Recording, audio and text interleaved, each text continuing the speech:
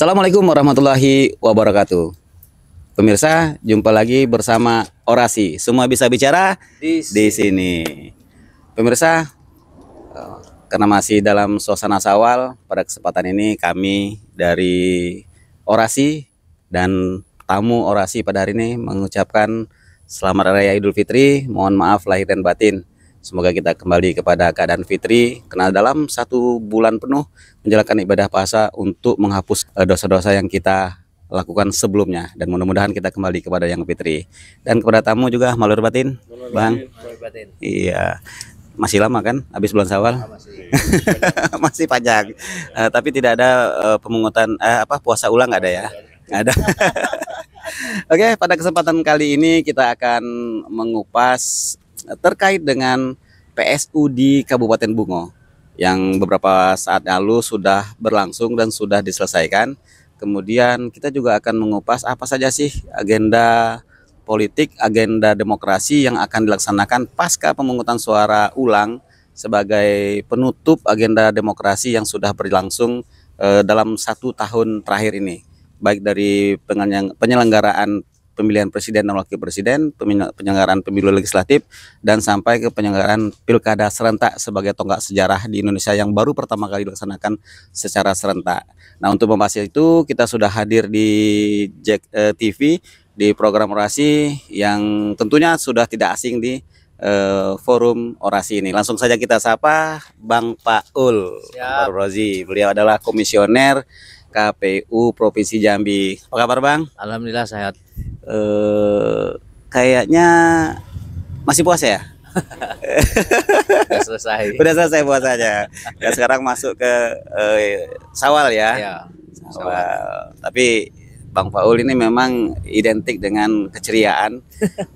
Tapi apakah ceria ini akan identik atau seimbang juga dengan isu-isu efisiensi kali ya? Oke, terima kasih Bang sudah hadir. Kita sapa juga Bang Rio. Nah, ini juga tamu rutin kita ini, dan selalu tajam dengan analisanya, pendapatnya. Mudah-mudahan kali ini juga bisa memberikan kontribusi kepada acara kita pada sore ini. Sehat, Bang? Sehat, alhamdulillah. Nggak keliling lagi? Sekarang kita di Jambi lah. Di Jambi lah ya. Karena pemirsa, terakhir saya kontak beliau lagi di India ya. Lagi di India waktu itu. Kita mau live kejauhan katanya. Oke, nanti kita akan kupas terkait dengan yang disampaikan di awal tadi. Mungkin langsung ke Bang Paul dulu, Bang. Boleh review sedikit, Bang, terkait dengan pemungutan suara ulang di Bungo. Ya. Itu apa sih substansi yang dilanggar oleh peserta pilkada waktu itu sehingga KPU memutuskan dilaksanakannya pemungutan suara ulang. Nah, kemudian diputuskan oleh Mahkamah Konstitusi ya, akhirnya dilaksanakan pemungutan suara ulang. Ya. Baik, terima kasih. Assalamualaikum warahmatullahi wabarakatuh. Waalaikumsalam. Terima kasih Orasi sudah membuka ruang untuk diskusi kembali berkaitan tentang informasi-informasi terkait tentang demokrasi di Jambi.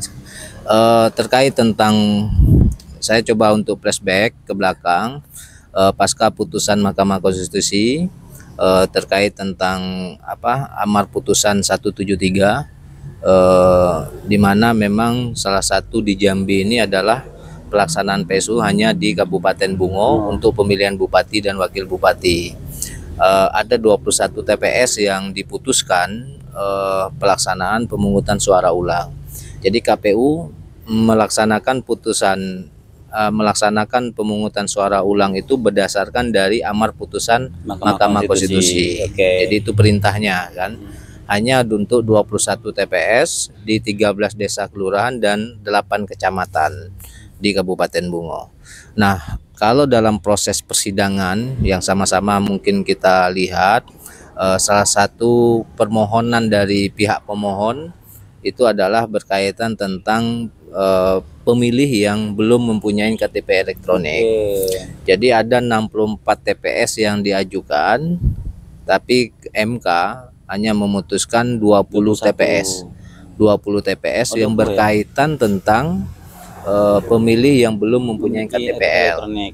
Hanya ada 1 TPS, itu TPS 6 Jadika, itu berkaitan tentang yang kita bawa kotak ke Mahkamah Konstitusi, dan itu satu-satunya di Indonesia, hanya di Kabupaten Bungo yang membawa 5 kotak untuk dihadirkan langsung ke persidangan di MK.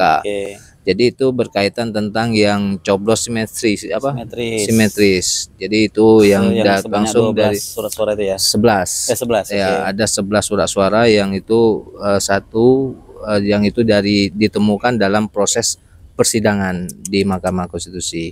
Maka ada 21 TPS yang dilaksanakan untuk PSU berdasarkan putusan MK. Nah, kita kan diberi waktu dalam amar putusan itu 45 hari sejak diputuskan oleh Mahkamah Konstitusi. Jadi KPU RI sudah mengeluarkan surat berkaitan tentang tahapan dan jadwal, maka diatur kemarin ditetapkanlah tanggal 5 April 2025 hari Sabtu untuk pelaksanaan PSU untuk limit waktunya 45 hari. Itu ada 5 daerah di Indonesia yang 45 hari itu yang pada pelaksanaan tanggal 5 April kemarin. Salah satunya itu adalah Kabupaten Bungo. Nah, tentu kami mempersiapkan seluruh persiapan untuk menghadapi pemungutan suara ulang tersebut, termasuk logistik. Nah, dalam amar putusan itu kan KPU Provinsi Jambi itu diberikan harus melakukan supervisi dan monitoring ke KPU Kabupaten Bungo. Jadi kami melakukan supervisi sebelum pelaksanaan, kita mantau memastikan ketaatan prosedur dan mekanisme yang dijalankan oleh KPU Kabupaten Bungo. Karena memang PSU ini kan menjadi sorotan dari semua pihak, ya kan? Kalau dulu 27 November waktu pilkada serentak 27 November, konsentrasi orang pasti di daerah masing-masing. Ya, di daerahnya masing-masing. Jadi pecah itu konsentrasi. Tapi kalau di Bungo pelaksanaan PSU semua orang itu pada melototin di 21 TPS itu, gitu kan. Maka kami mengingatkan teman-teman KPU Bungo itu jangan sampai kita ada semacam kekurangan sedikit pun, maka kita lakukan mitigasi di mana kelemahan-kelemahan, dan itulah yang kita lakukan untuk perbaikan-perbaikan dalam pelaksanaan PSU. Alhamdulillah pelaksanaan PSU kita berjalan aman, kondusif, sukses. Ini juga tidak terlepas dari dukungan dari semua pihak, terutama dari pihak pemerintah daerahnya, terus TNI, Polri, pihak keamanan, karena memang dari pihak keamanan lah kita mengapresiasi karena dia sudah melakukan aspek-aspek pencegahan, misalnya satu TPS itu satu CCTV, jadi dipasang CCTV satu TPS itu, jadi itu membantu kita juga untuk melakukan pengawasan, antisipasi kalau memang seandainya nanti ada hal-hal yang tidak kita inginkan. Dan ini cukup hasilnya cukup menggembirakan bagi kita selama proses pelaksanaan pemungutan suara ulang tersebut. Kalau untuk hasilnya sudah sama-sama diketahui, kita juga bahkan KPU sudah melakukan rapat pleno terbuka rekapitulasi secara berjenjang, mulai dari PPK tanggal 6 April, tanggal 7 April KPU Kabupaten Bungo sudah rapat pleno untuk terkait tentang hasil perolehan suara. Hasil perolehan suara itu hasil untuk 21 TPS, dan itu nanti dikeluarkan SK untuk 627 TPS dari seluruhnya. Jadi diakumulasi yang hasil PSU dengan yang tidak PSU. Maka hasilnya sudah sama-sama kita tahuin, selisihnya itu sekitar 220 suara selisih hasil akumulasi dari semua yang PSU dan tidak PSU. Jadi kami sangat berterima kasih dan mengapresiasi kerjasama dari semua pihak yang turut membantu dalam rangka menyukseskan pelaksanaan pemungutan suara ulang ini. Terkait misalnya di Mahkamah Konstitusi, kita masih menunggu apakah nanti ada surat resmi dari Mahkamah Konstitusi, apakah ada perkara yang di hasil PSU yang di Kabupaten Bungo itu apakah ada nanti yang diregistrasi di Mahkamah Konstitusi atau tidak. karena Itu memang waktunya udah buka. ya karena memang bagi peserta diberikan waktu untuk menggugat itu 3 kali 24 jam pasca sejak diputuskan rapat pleno pada hari kerja. Karena kemarin hari Senin masih libur cuti bersama, ya kan? Jadi hari Selasa itu baru terhitung. Selasa, Rabu, Kamis, Selasanya baru ya hari Jumat. Jadi hari Jumat hari ini terakhir ya? Hari ini terakhir. Oke. Hari ini terakhir, hari Jumat ini terakhir. Apakah ada gugatan atau tidak? Karena memang kami juga tidak bisa melarang atau menyuruh ya, karena itu adalah saluran dan hak dari peserta, karena itu konstitusional kan, dan itu tidak ada yang dilarang gitu, tidak ada larangan terkait tentang hal tersebut. Jadi itu Pak Desi terkait tentang pelaksanaan PSO tersebut. Oke, terima kasih Bang Paul. Bang Rio, nah ini kan sebenarnya tidak fenomenal. Ya ada 11 kabupaten kota, hanya satu yang akhirnya mengajukan gugatan ke Mahkamah Konstitusi. Dan persoalannya masih sama nih dengan gugatan-gugatan di pemilu kada sebelumnya terkait dengan adanya pemilih, ya intinya pemilih yang belum memiliki ektp. Ada pemilih yang belum terdaftar sebagai pemilih sudah milih. Masih seputaran pemilih itu tadi. Nah, ini gimana Bang? Apakah ini sebuah persoalan, ya kalau dikatakan persoalan yang fatal tapi terus-menerus terjadi? Kalau dibilang nggak fatal, ya buktinya bisa MK. Nah, itu gimana Bang menurut Abang? Iya. Sehingga harus ada pemungutan suara ulang oleh akibat dari itu. Ya, saya pikir pertama kita apresiasi dulu proses yang sudah berlangsung, bahwa semakin hari sistem pemilu kita semakin baik, tentu dari proses pembelajaran yang panjang sejak 2004. Ya, 2004 kita pemilu terbuka pertama, presiden sampai kemudian diikuti dengan legislatif dan seterusnya.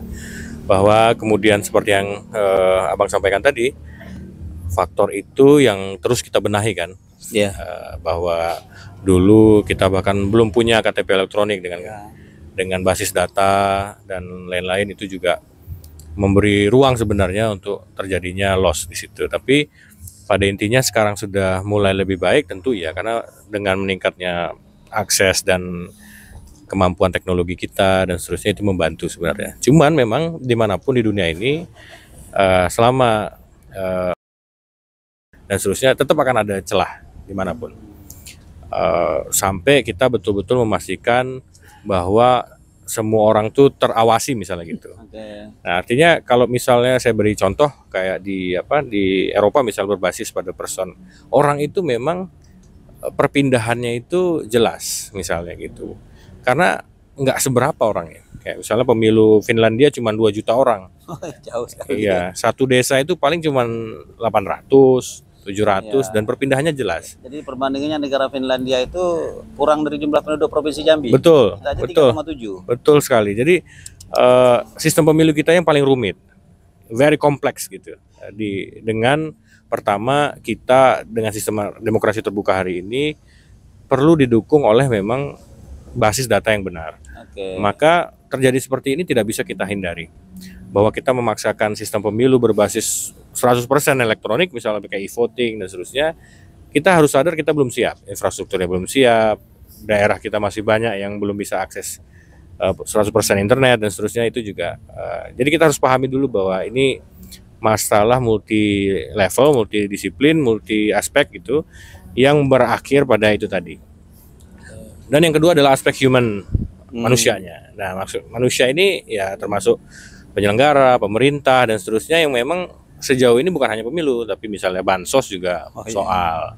Kemudian ya misalnya untuk Pertalite sekarang, untuk BBM subsidi juga soal. Kan basisnya sama, data identitinya personnya, warga negara kita. Nah, sekarang Indonesia sudah mengembangkan satu basis satu data yang kita kenal sekarang INA Digital misalnya, satu data Indonesia, jadi single ID, kita nggak pakai lagi ID NPWP, nggak pakai lagi SIM, semuanya pakai satu identitas. Tapi itu masih panjang kita prosesnya, karena tadi 280 juta itu multi layer, banyak sekali. Saya nggak bisa yakin bahwa 280 itu adalah masyarakat Indonesia. Bisa jadi 10-15%-nya yang nggak terdata atau double data gitu. Jadi balik lagi kepada yang aspek tadi Bang, bahwa kenapa terus terjadi? Karena memang pertama kompleks dengan tadi banyaknya aspek yang harus dibenahi. Kedua memang aspek bahwa celah itulah yang dimanfaatkan. Celah di mana ketika adanya kelonggaran dalam penyelenggaraan. Contoh di kota lah, banyak yang kesalahan yang dimaafkan. Dalam artian misalnya ada satu keluarga karena saking kenal nggak berpengaruh, misalnya dua anaknya dua, yaudah ibunya aja yang dua-duanya ini kan. Ada, saya temukan itu, dan itu kan kalau nggak signifikan orang nggak akan gugat itu, loss aja. Apalagi di daerah yang mungkin supervisinya nggak jalan atau nggak sampai ya. Kenapa akhirnya PSU ini dapat maksimal segala macam? Karena supervisinya dimaksimalkan. Tadi Bang Paul sudah bilang bahwa ada CCTV, ada segala macam. Akhirnya mau bagaimana lagi? Kalau dalam proses pelaksanaan dia akan sesuai. Tapi tadi ada aspek di balik itu. Kenapa kemudian pemilih meningkat dan seterusnya, itu yang perlu kita bahas sama-sama terkait dengan mentality baik elit kita, masyarakat kita gitu ya, dan untuk pendewasaan sistem politik kita ke depan. Saya pikir. Baik Bang, pasca pemungutan suara ulang ini kan rentan nih, apalagi sebelum itu juga dilaksanakan pilkada serentak. Apa-apa saja yang harus kita lakukan, atau mungkin pasangan calon, atau mungkin secara keseluruhan sehingga normal kembali nih, dan bicara-bicara politik yang selama ini ada di warung kopi, di pojok-pojok, semuanya kembali normal untuk membahas tentang kehidupan.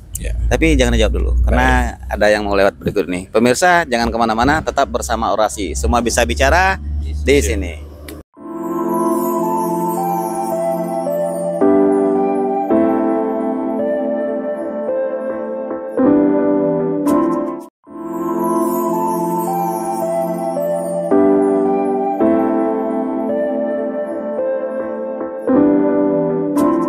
Pemirsa, kembali bersama Orasi. Semua bisa bicara di sini. Baik Bang Rio, tadi sempat terputus. Pasca ini apa ya Bang yang harus dilakukan oleh para pihak?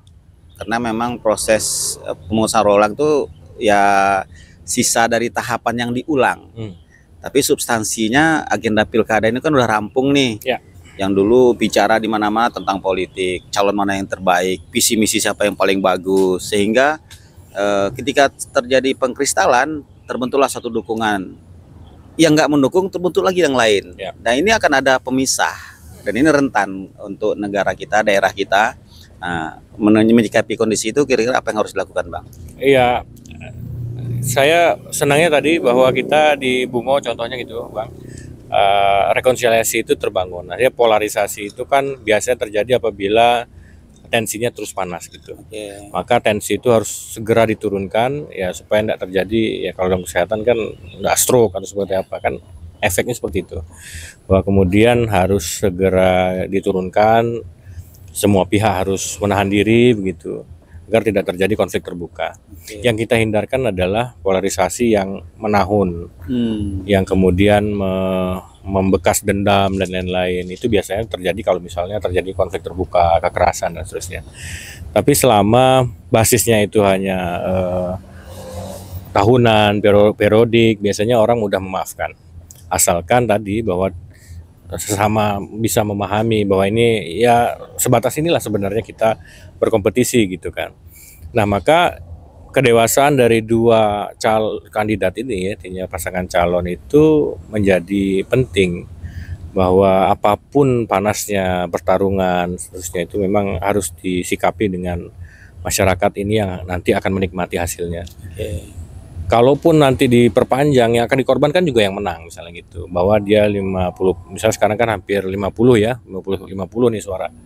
Ini akan menjadi investasi yang buruk gitu bagi yang menang.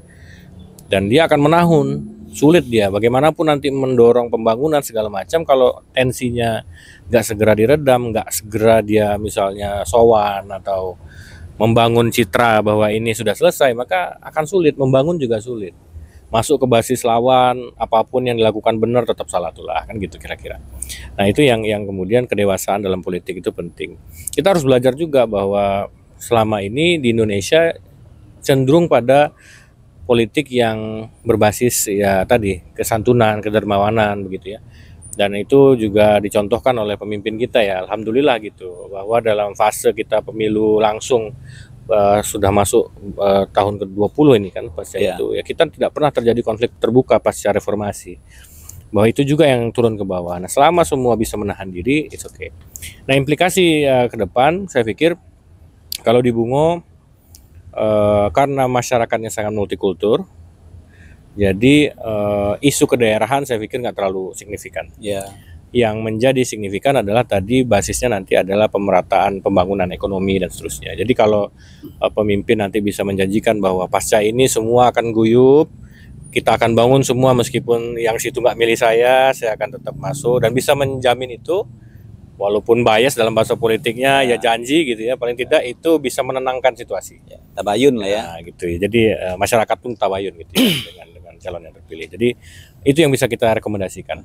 Dan jangan sampai nanti pihak keamanan dan lain-lain menjadi sulit, sibuk gitu ya. Kita pun masyarakat akan sulit apabila terjadi tadi hal-hal yang di luar itu. Saya berharap tadi memang tidak ada gugatan lagi. Jadi pemerintah segera membangun gitu Bang. Yang lain sudah curi start nih. Kota sudah jalan, semua udah jalan, yang sudah pilih. Nah, Bungo sekarang masih harus menunggu kan. Nah, ini butuh waktu juga. Seperti di Jawa Barat, Kang Deddy Mulyadi udah masuk ke parit ya. Exactly. Nah, itu dia persoalannya. Jadi kesinambungan itu kan. Kita masih cerita PSU. PSU betul. Ini sudah mengorbankan waktu kan. Betul Bang. Maka masyarakat kita ya harus segeralah diurusi daripada ngurusin periodisasi tetap 5 tahun. Exactly, sama. Nanti di ujungnya tetap sama kan, meskipun startnya terakhir gitu. Betul. Itu. Oke, terima kasih Bang Rio. Kembali ke Bang Paul nih Bang. Ini menarik Bang. PSU kemarin boleh dikatakan agenda politik terakhir lah dari agenda politik yang sudah disusun oleh negara, mulai dari pemungutan suara untuk pemilihan presiden, wakil presiden, legislatif, DPD, kemudian sampai terakhir kemarin pilkada serentak. Nah, pasca ini apa lagi Bang? Agenda politik atau agenda yang dikelola oleh KPU selaku penyelenggara pemilu. Sementara kita udah tahu persis bahwa regulasi sudah mengatur pemilihan itu serentak, baik untuk pemilihan eksekutif maupun pemilihan legislatif. Artinya agenda politik itu akan muncul lagi, akan dilaksanakan lagi di tahun 2029. Nah, itu gimana Bang? Ya, yang pertama tentu kami juga kami tidak bosan lah ya mengucapkan terima kasih dan apresiasi, karena ada dua hajatan yang itu dilakukan secara serentak dan secara umum di Provinsi Jambi itu sangat aman ya, sangat kondusif suasananya. Baik pemilu serentak kemarin, termasuk juga pemilu serentak di 14 April, terus kita di pilkada serentak di 27 November. Itu untuk bicara untuk Provinsi Jambi kita sangat kondusif ya kan. Kalau ada pelaksanaan PSU ya itu kan saluran resmi, itu kan hak bagi peserta gitu kan untuk melakukan gugatan-gugatan. Bukan berarti adanya PSU itu ada sebuah kecacatan bukan, karena itu memang hak dan itu sudah diatur mekanismenya. Mekanismenya diatur kan. Itu yang pertama. Terus yang kedua, tentu kami ini kan masa kerja 5 tahun. Mbak Desi, ya kan? Jadi kami dilantik kemarin 2023 itu berakhir sampai 2028 nanti. Tentu pemilu berikutnya ya. Tentu kan di dalam itu kan juga ada dalam undang-undang pemilu misalnya juga ada apa yang menjadi tugas dan kewenangan serta tanggung jawab KPU gitu nah kan. Jadi jangan diasumsi KPU itu ada hanya untuk ngurus pemilu dan pilkada. Ya kan? Penyelenggara lah, terutama KPU dan Bawaslu. Pasti masyarakat berasumsi nih, kalau KPU Bawaslu itu ngurusnya pemilu dengan pilkada gitu kan. Padahal juga ada agenda-agenda setelah itu. Kalau undang-undang pemilu, kita misalnya ada 2 agenda setelah pelaksanaan ini, ya kan. Ada misalnya kita melakukan pemutahiran terkait tentang daftar pemilih berkelanjutan. Jadi kita melakukan pemutahiran karena setiap bulan kita terus melakukan pemutahiran. Jadi DPT kita yang 2,6 juta itu akan kita mutakhir. Jadi ada perubahan misalnya pemilihan TMS yang meninggal dunia misalnya. Contoh misalnya 27 November dengan PSU 5 April kemarin itu kan berbeda. Kita lakukan pengecekan ternyata juga ada pemilih yang meninggal, ya kan? Nah, maka kita kita tandain pemilih-pemilih yang meninggal dunia tersebut. Nah, sama halnya yang ini, karena tiap bulan nanti kita akan lakukan pemutakhiran. Itu programnya namanya daftar pemutakhiran daftar pemilih berkelanjutan. Jadi itu yang pertama. Yang kedua, kita juga ada program pendidikan pemilih. Jadi sosialisasi. Jadi samalah dengan edukasi politik kan, pendidikan kan. Jadi itu yang kita lakukan melalui program-program. 2 program itulah yang nanti akan kita laksanakan secara terus-menerus sampailah nanti, karena memang 2027 itu kan sudah mulai nih proses tahapan persiapan untuk pemilu. 2027 itu udah mulai tuh di akhir 2027 sampai 2028 2029. Jadi itulah yang kita lakukan nanti setelah pelaksanaan pemilu maupun pilkada ini. Bukan berarti KPU tidak ada kerjaan setelah pemilu dengan pilkada. Makanya saya bilang tadi, asumsi masyarakat ini kan KPU dengan Bawaslu itu kan penyelenggara, misalnya KPU lah. KPU itu hanya ngurusin pemilu sama pilkada saja. Ternyata dalam undang-undang pemilu kita juga ada urusan yang lain. Salah satunya tadi itu pendidikan pemilih, termasuk juga melakukan pemutakhiran daftar pemilih berkelanjutan. Karena untuk mengurus DPB, daftar pemilih berkelanjutan, kita sudah keluar peraturan KPU nomor 1 tahun 2025. Kita sudah baru tuh ya? Iya, kita sudah keluar untuk program DPB ini, gitu. Iya. Mungkin juga proses pergantian antar waktu anggota DPR. Ya, bisa. Itu juga bagian dari tugas. Karena itu juga bagian, kalau PAW ini kan bagian dari verifikasi yang dilakukan nanti oleh KPU. Karena memang nanti dari partai ke DPR konfirmasi ke KPU. Jadi itu untuk konfirmasi berkaitan tentang perolehan suara pemilu kemarin. Tapi, gitu, kan? Tapi kalau untuk PAW itu nggak ada yang direncanakan, Pak ya? Itu lah kayaknya. Itu urusan partai politik, ya kan? Dan itu pasti dadakan ya. Pun kami juga bukan dari partai politik kan, kami kan dari DPR nanti, dari pimpinan DPR ke KPU, gitu. Karena usulan PAW itu dari pimpinan DPR. Dari pimpinan DPR. Partai politik yang ke DPR. Ke DPR, gitu. Baru verifikasi nanti di KPU. Ke KPU. Ngerti gitu. ya? Oke, Bang Rio, mungkin yang disampaikan Bang Paul tadi ya gambaran sebuah lembaga negara dengan kewenangan sebagai penyelenggara pemilu itu tidak hanya sebagai penyelenggara aja. Nah, menurut Abang gimana nih Bang? Apakah perlu ditambah kewenangan? Kan Pilkades ada nih. Apakah Pilkades itu akan masuk menjadi kewenangan KPU misalnya kan, supaya berkelanjutan terus nih pekerjaannya. Ketua etis rentak. Sekalian. Atau mungkin karena memang proses demokrasi ini kompleks dan global, sifatnya universal, sehingga itu kan dunia pun membahas. Walaupun pada akhirnya negara punya makom sendiri, punya ciri khas sendiri terhadap politiknya. Nah, terhadap kondisi ini kira-kira apakah karena ada kemarin tuh Bang Paul, ya udah kalau gitu ngapain KPU ada? Tugasnya ringan amat, cuman penyelenggara dan lagian serentak. Nah, tapi ternyata kan tidak seperti itu. Nah, kira-kira gimana nih, Pak?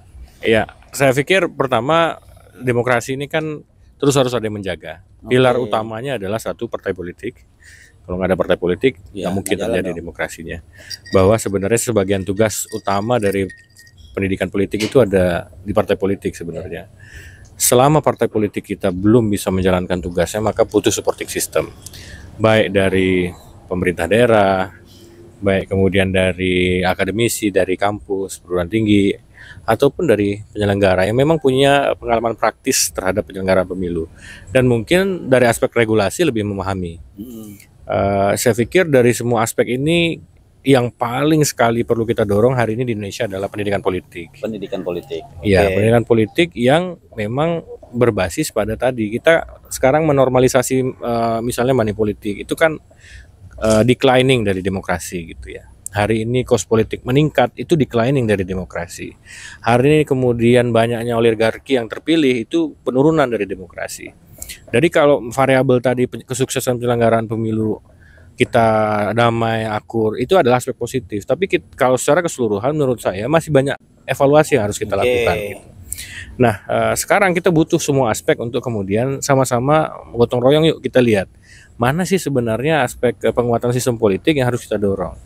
Saya yakin bahwa selama sistem politik terbuka kita ini berlangsung dengan basis partai politik dan basis ideologisnya itu belum jelas, maka sampai kapanpun kita akan terjadi politik transaksional seperti hari ini.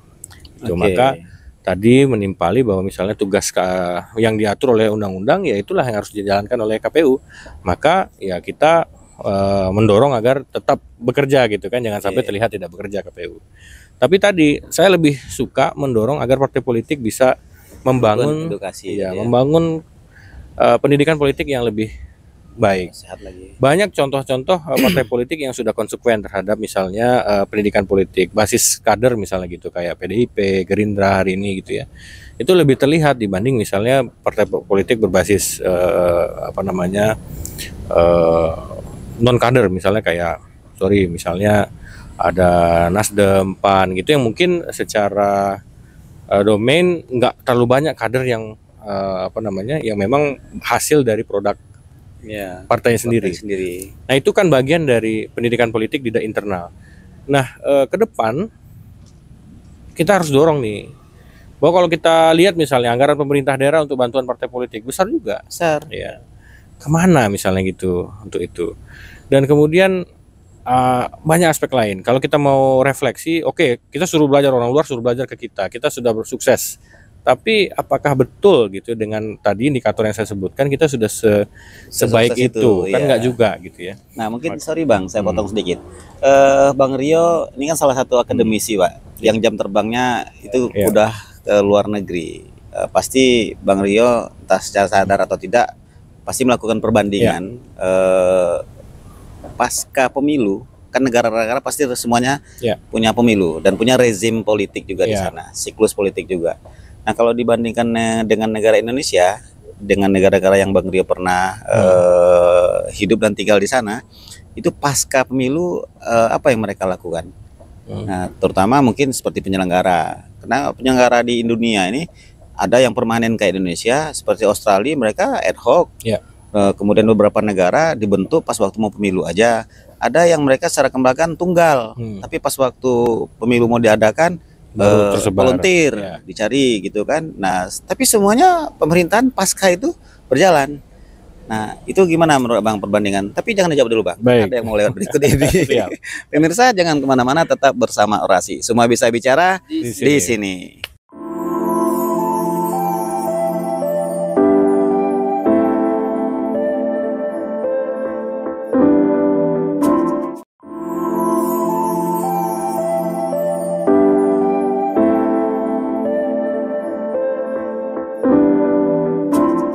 Pemirsa kembali bersama Orasi, semua bisa bicara di sini. Oke Bang Rio, jangan terputus nih, harus kita sambung cerita yang tadi.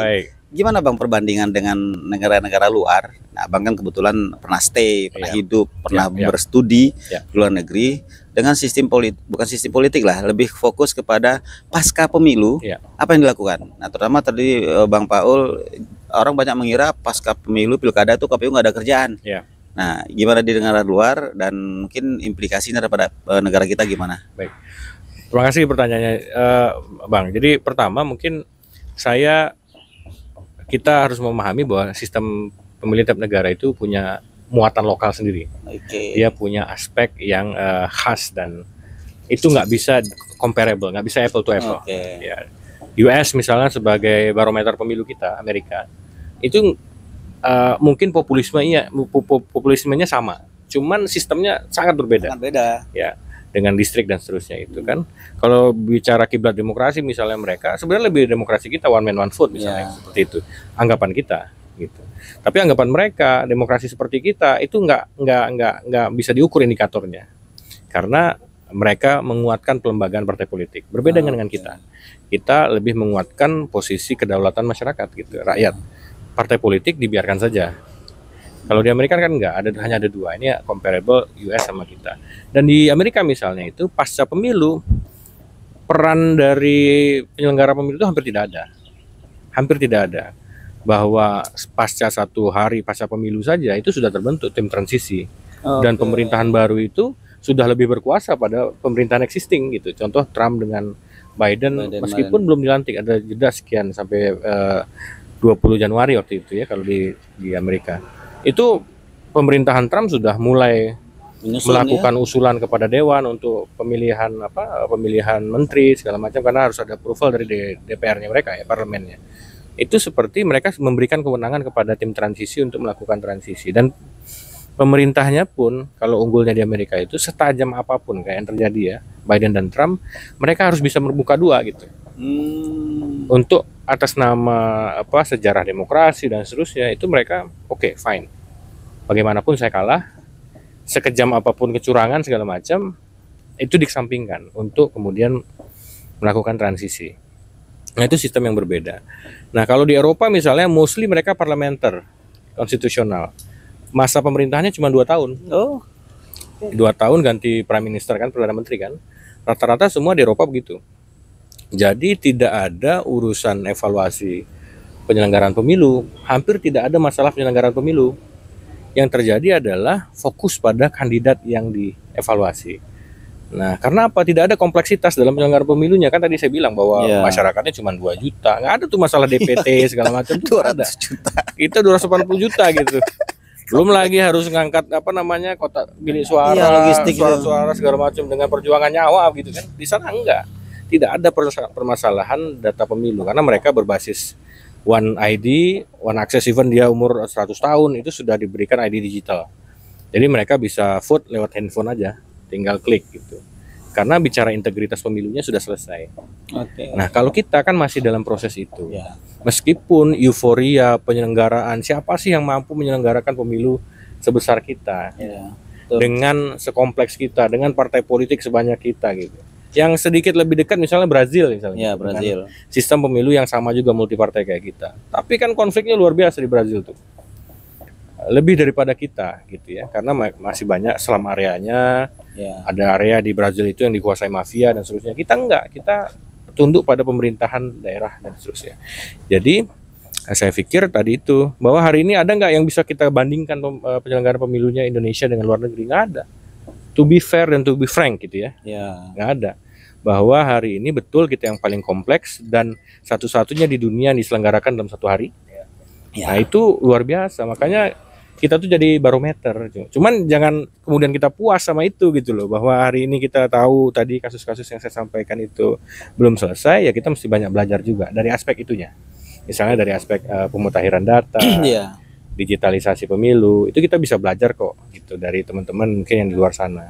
Cuman skalanya kita jauh lebih besar itu aja. Mungkin itu, Bang. Oke, terima kasih Bang Rio. Nah, ini perlu tanggapan Bang Paul nih. Ternyata kalau dibandingkan dengan negara lain, ya Amerika lah, tentu sangat berbeda karena mereka sistem parlemen ya, dan kita sistem demokrasi, one man one vote one value lagi. Satu suara satu orang satu suara satu nilainya. Mau profesor, mau tukang ojek, sama aja. Dan itu pengakuan dari kedaulatan rakyat tadi, berbeda dengan mereka. Ini juga ada ungkapan Bang, sekaligus menanggapi yang Bang Rio tadi, bahwa ungkapan nih, bahwa pemilu terumit di dunia itu ada di Indonesia. Tapi partisipasi pemilih tertinggi di dunia juga Indonesia. Nah, apakah iya Indonesia ini suka yang rumit-rumit gitu kali ya? Gimana Bang, tanggapan dari yang disampaikan oleh Bang Rio tadi? Jadi gini Bang Desi, tadi Bang Rio tadi sampaikan kita ini kan pelaksanaan pemilu ini yang ya kompleksitas kita kan beraneka ragam nih, macam-macam. Bayangkan 38 provinsi itu dinamikanya masing-masing daerah tuh berbeda-beda. Peristiwa kejadiannya juga berbeda-beda. Secara geografis misalnya juga berbeda-beda kita nih, ya kan? Jadi walaupun dengan kompleksitas yang ada, ya kita patut juga memberikan apresiasi sebenarnya kan, pelaksanaan demokrasi di Indonesia ini cukup berjalan luar biasa memang gitu nah kan, dan ini memang diberikan apresiasi di beberapa negara di dunia gitu kan, dan itu sangat, contoh misalnya pemilu, beberapa pemantau di negara-negara lain itu begitu antusias ikut menyaksikan proses pemilu kita di Indonesia ini gitu nah kan. Kemarin waktu pemilu 2024 KPU RI itu melakukan pertemuan dengan lembaga-lembaga pemantau di dunia memfasilitasin bagaimana proses pelaksanaan pemilu kita di Indonesia ini. Kita ini ngurus 6 jam pemilihan kita ini. Persiapannya 2 tahun. Persiapan kita 2 tahun, ya kan? Hanya mengurus memfasilitasin pemilih itu 6 jam untuk menyalurkan hak pilih dia, gitu kan? Tapi dengan persiapan kita yang begitu matang, yang begitu lama, tentu kan ya kalau ada catatan-catatan pasti ya evaluasi itulah, karena memang kita di Indonesia ini tradisinya biasanya, kita di Jambi lah, tradisinya itu kan setiap pelaksanaan pasti ada evaluasi. Ya. Jadi ada perencanaan, ada pelaksanaan, ada evaluasi. Evaluasi itulah yang mungkin menjadi catatan kita, misalnya pemilu 2024, catatan kita 2005 tahun ke depan, gitu kan. Contoh misalnya daftar pemilih dan sebagainya. Terus yang kedua, saya melihat ini ini bukan ada ya, ini menurut saya melihat dari regulasi. Jadi proses pelaksanaan pemilu ini kan tetap mengacunya dengan regulasi undang-undang. Tidak terlepas dari situ. Kami di daerah, KPU provinsi, kabupaten tetap sami'na wa ta'na dengan regulasi yang dibuat, ya kan? Baik itu undang-undang, peraturan KPU dan sebagainya. Maka kita melihat ada beberapa catatan-catatan regulasi yang mungkin ada perbaikan-perbaikan. Kita tidak tahu nih, biasanya 2 tahun mendekat pemilu atau 3 tahun mendekat pemilu mulai ada pembicaraan soal revisi undang-undang dan sebagainya, gitu kan. Tentu kan itu dinamika. Kalau di politik nasional ada dinamika, itu hal yang biasa, ya kan. Tentu itu ya kita di daerah hanya memberikan masukan-masukan. Contoh misalnya tadi yang saya sampaikan, Bang Desi, syarat pemilih dengan syarat memilih tadi. Ini kan soal regulasi. Pelaksanaan kita tetap berdasarkan regulasi. Kita tidak boleh keluar dari regulasi yang ada, kan. Nah, karena kalau kita keluar dari regulasi dianggap kita tidak profesional, gitu kan. Maka padahal substansinya sama itu ya. Substansinya sama, ya kan. Maka prinsip-prinsip itu tetap menjadi acuan kami, gitu kan. Nah, banyak hal-hal kami kemarin misalnya buat laporan kemarin di KPU RI memfasilitasin ada tim pakar yang turun untuk melakukan evaluasi pelaksanaan pemilu maupun pilkada.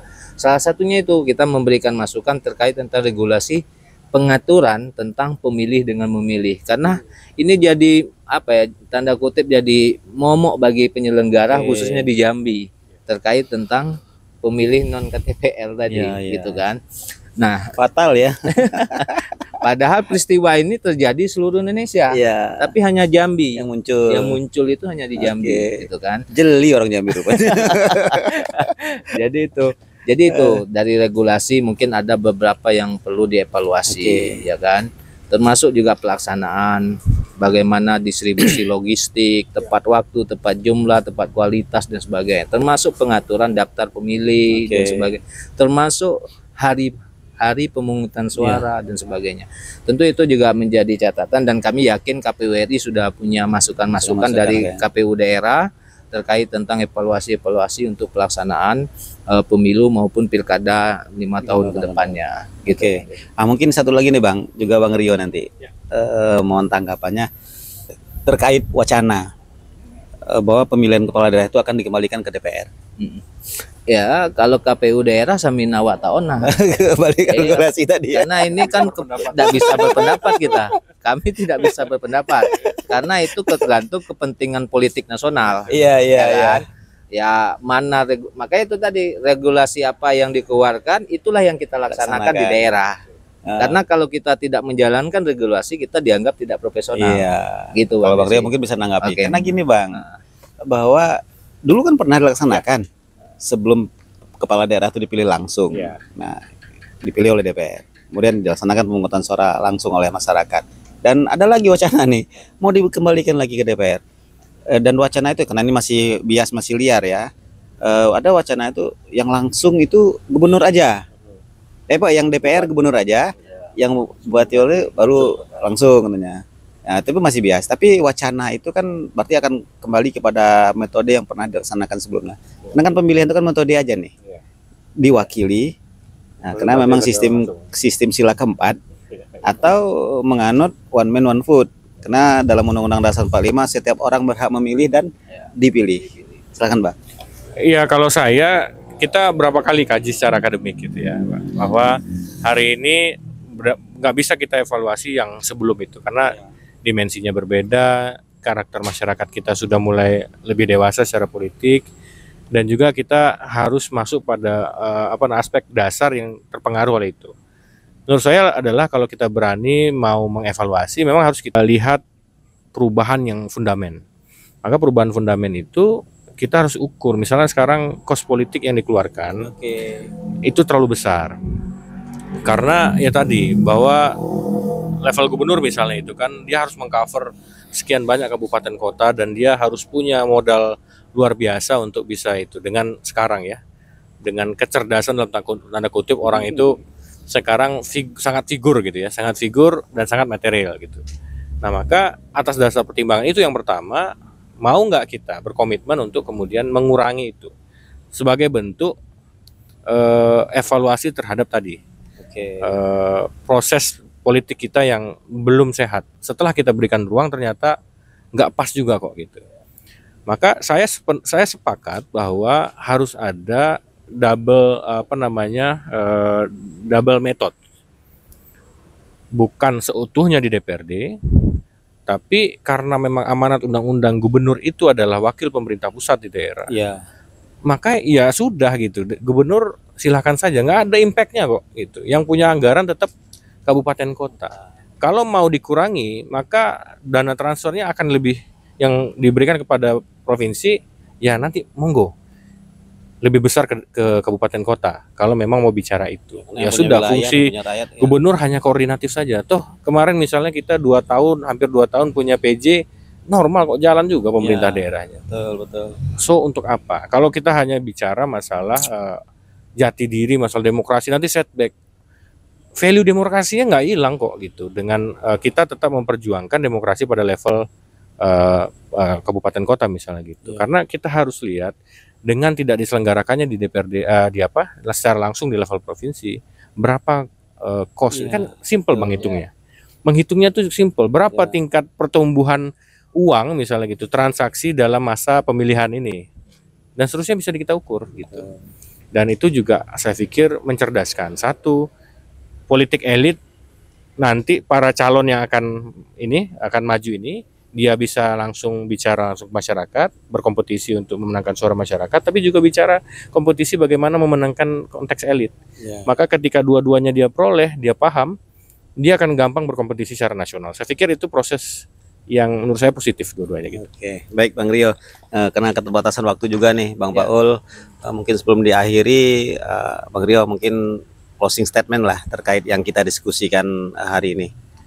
Baik ya, pertama-tama saya terima kasih kepada Bang ya, Liorasi mengundang kita. Tapi saya ingin pesan bahwa politik itu jangan baper lah.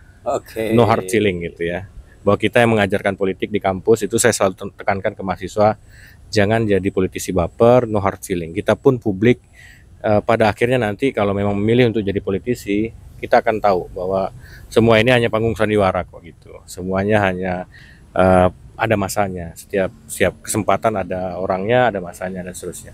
Jadi harus lebih dewasa. Ini bukan hanya untuk pemilih, tapi terkhusus bagi yang sudah dipilih. Karena kita dinilai oleh masyarakat, dilihat oleh masyarakat, berbuatlah yang terbaik, sebaik-baiknya. Ya jangan lakukan lagi hal-hal yang kemudian mengkhianati suara dan kepercayaan masyarakat. Dekat-dekatlah dengan kampus, saya pikir gitu ya. Politisi yang dekat sama kampus, insya Allah lurus dan aman. Gitu. Terima kasih. Terima kasih Bang Rio. Bang Paul, silakan Bang, closing statementnya Bang. Ya, evaluasi penting. Evaluasi itu bukan untuk mencari kesalahan secara individu maupun kelembagaan, karena evaluasi itu kan sesungguhnya untuk melakukan perbaikan-perbaikan ke depannya. Jadi kami sangat berharap memang masukan-masukan yang konstruktif, terutama dari akademisi misalnya. Akademisi ini kan selalu melakukan penelitian, kajian, dan kami berharap ada evaluasi, masukan, catatan-catatan sebagai bahan evaluasi kami untuk melakukan perbaikan-perbaikan ke depannya. Tidak ada yang kita sempurna dalam melakukan setiap kegiatan-kegiatan. Tentu ada kesalahan-kesalahan. Dari kesalahan itulah kita melakukan perbaikan. Gitu. Oke, baik, terima kasih Bang Baul, Terima Bang kasih. Rio udah hadir di Orasi, dan jangan bosan-bosan Bang.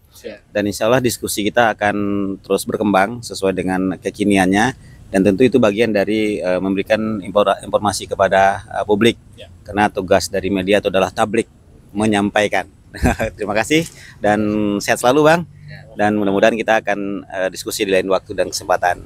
Pemirsa, tentunya ini menjadi informasi yang menarik kalau seandainya persoalan-persoalan yang dibahas itu mendapat penjelasan dan mendapat keterangan, sehingga tidak ada lagi informasi sumir atau sumbing yang akhirnya itu menjadi sebuah perdebatan yang tiada berujung.